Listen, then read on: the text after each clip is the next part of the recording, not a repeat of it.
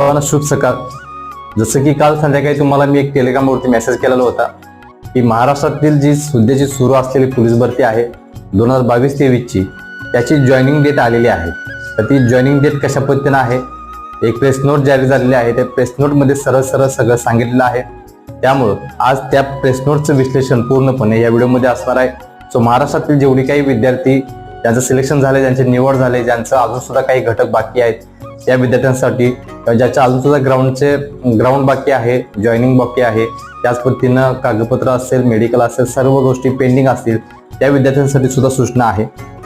शिपाई पदाचे एकूण 9,595 रिक्त पदांकरता एकूण 46 जिल्हा आयुक्तालयामध्ये भरती प्रक्रिया राबवण्यात येत असून त्यापैकी 45 जिल्हा व आयुक्तालयामध्ये प्रक्रिया पूर्ण झालेली आहे.